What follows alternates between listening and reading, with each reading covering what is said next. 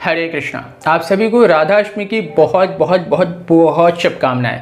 मैं बहुत बहुत बहुत इसलिए बोल रहा हूँ क्योंकि बिना श्रीमती राधा रानी के हमें कृष्ण प्राप्त नहीं हो सकते।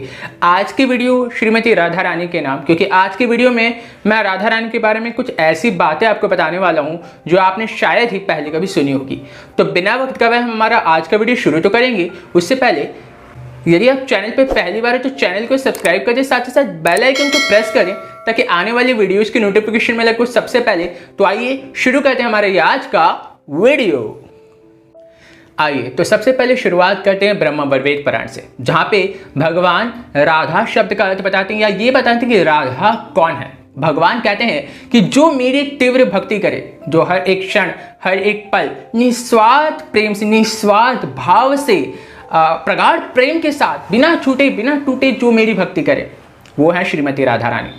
इसी का वाइस वर्सा भगवान कहते हैं कि मैं जिनकी इतनी प्रगाढ़ प्रेम से भक्ति करूं हर एक क्षण हर एक पल निष्काम भाव से, वो है श्रीमती राधा रानी। आगे मैं आपको श्रीमद् भगवद गीता का एक श्लोक जिसका वर्णन मैं करूंगा यहाँ, जिसमें भगवान कहते हैं कि अर्जुन, मुझसे श्रेष्ठ परम श्रेष्ठ कोई सत्य नहीं, मैं ही परम श्रेष्ठ हूं। जिस प्रकार मोती धागे में गुंदे हुए रहते हैं उसी प्रकार सारा ब्रह्मांड मेरी शक्ति पर आश्रित ही मुझ पर टिका हुआ है।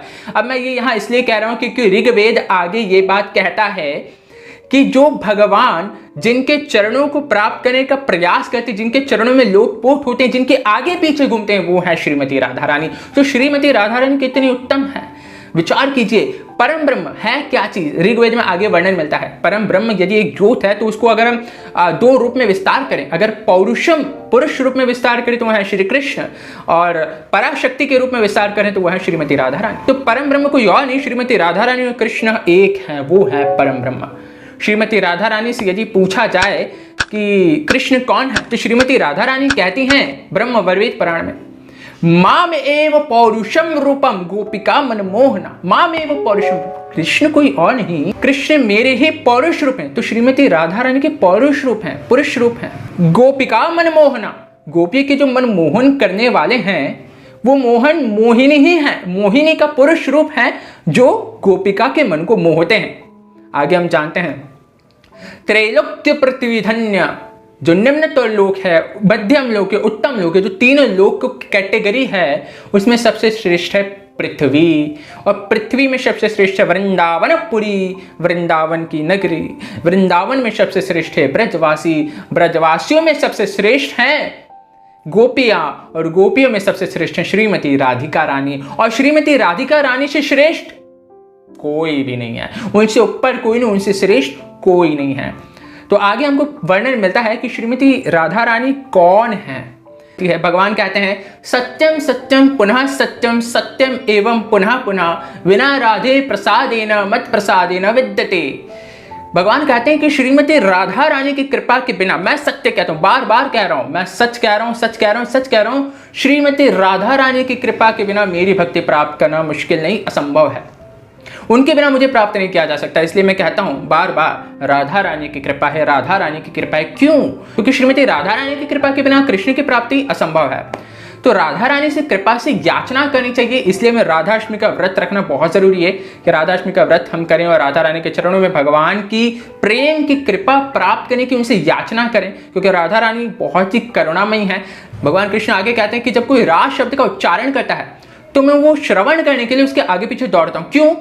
क्योंकि वो अभी धा कहेगा, धा कहेगा, राग के धा करके राधा पूरा करेगा, और जैसे ही वो धा पूरा करते नहीं राधा शब्द कहता है, मैं उसके आगे पीछे घूमता हूं। क्यों? क्योंकि राधा का भक्त है और उसने राधा का नाम लिया है। भगवान कृष्ण आगे पीछे डोलते हैं राधा रानी के भक्तों के। तो हमारा अल्टीमेट गोल तो श्रीमती राधा रानी है, लेकिन उससे पहले हमें कृष्ण तत्व को समझना होता है। इसलिए हम कृष्ण की भक्ति करते हैं और कृष्ण की भक्ति से प्रयास करते हैं, कृष्ण की भक्ति से हम उनसे प्रार्थना करते हैं कि श्रीमती राधा रानी के चरणों को हमें, श्रीमती राधा रानी के चरणों में हमें स्थान प्राप्त करवाएं, और श्रीमती राधा रानी से हम प्रार्थना करते हैं कि भगवान कृष्ण के चरणों के स्थान प्राप्त करवाएं। सुखदेव गोस्वामी जी के लिए श्रीमती राधा रानी का शब्द भागवतम में यूज करना काफी मुश्किल था।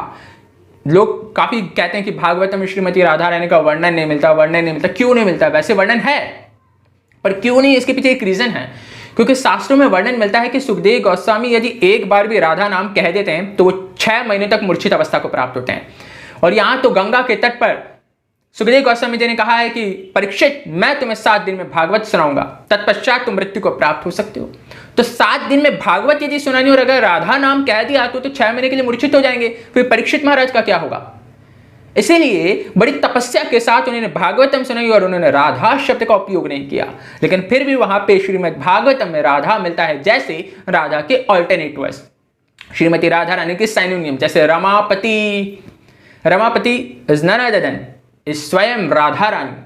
श्री गोपी, राधा रानी का दूसरा नाम ही गोपी, राधिका, ऐसे बहुत सारे शब्द हैं श्रीमती राधा रानी के जो हमें भागवतम में वर्णन मिलेंगे। तो श्रीमती राधा रानी बहुत उत्तम है, जिनकी भक्ति हमें निरंतर प्रयास करना चाहिए कि उनकी हम भक्ति करें, कृष्ण तत्व को समझें, कृष्ण की भक्ति करें और कृष्ण की कृपा से राधा रानी की भक्ति की याचना करें। आज के लिए काफ़ी है। यदि आपको वीडियो पसंद आए तो लाइक करें, कमेंट करें, शेयर करें, साथ ही साथ चैनल पर पहली बार है तो चैनल को सब्सक्राइब भी कर दें। हरे कृष्ण।